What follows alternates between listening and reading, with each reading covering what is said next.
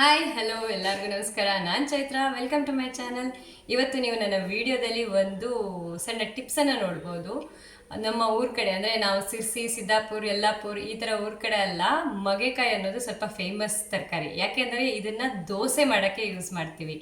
ದೋಸೆಯಲ್ಲೂ ತೆಳ್ಳೆವು ಅಂತ ಹೇಳ್ತೀವಿ. ಬೇಕಂದರೆ ನಾನು ನೆಕ್ಸ್ಟ್ ವೀಡಿಯೋದಲ್ಲಿ ಮಾಡಿ ತೋರಿಸ್ತೀನಿ ಯಾವ ಥರ ತೆಳ್ಳೆ ಬೆರೀತಾರೆ ಅಂತ.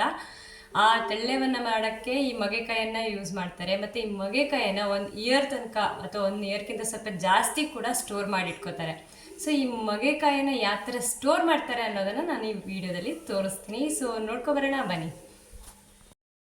ನಮ್ಮ ಸಿರ್ಸಿ, ಸಿದ್ದಾಪುರ ಮತ್ತು ಯಲ್ಲಾಪುರ ಈ ಊರುಗಳಲ್ಲಿ ಈ ಮೊಗೆಕಾಯಿ ಸಖತ್ ಫೇಮಸ್ಸು. ಯಾಕೆ ಅಂತಂದರೆ ಬೆಳಗ್ಗೆ ಎದ್ದ ತಕ್ಷಣ ಈ ಮೊಗೆಕಾಯ್ದು ದೋಸೆನ ಮಾಡ್ಕೊಂಡು ತಿಂತಾರೆ.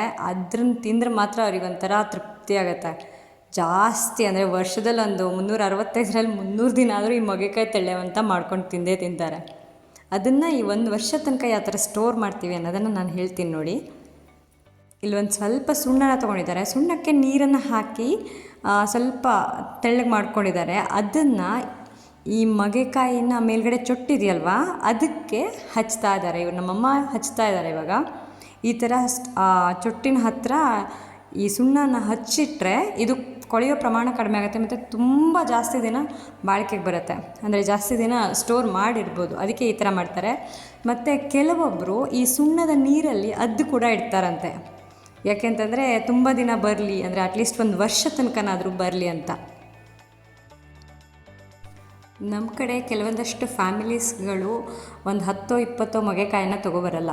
ಮನೆಗೆ ಅಂತ 1 ವರ್ಷಕ್ಕಾಗುವಷ್ಟು ತೊಗೊಬರ್ತಾರೆ. ಅಂದರೆ ಒಂದು 50 ಇರ್ಬೋದು, ಇಲ್ಲ 100, 150 ಈ ಥರ ಪ್ರಮಾಣದಲ್ಲಿ ಮೊಗೆಕಾಯಿನ ತೊಗೊಬರ್ತಾರೆ.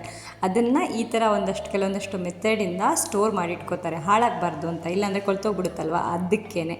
ಸೊ ನೀವು ಬೇಕಿದ್ದರೆ ಮನೇಲಿ ಈ ಥರ ಟ್ರೈ ಮಾಡಿ ನೋಡಿ.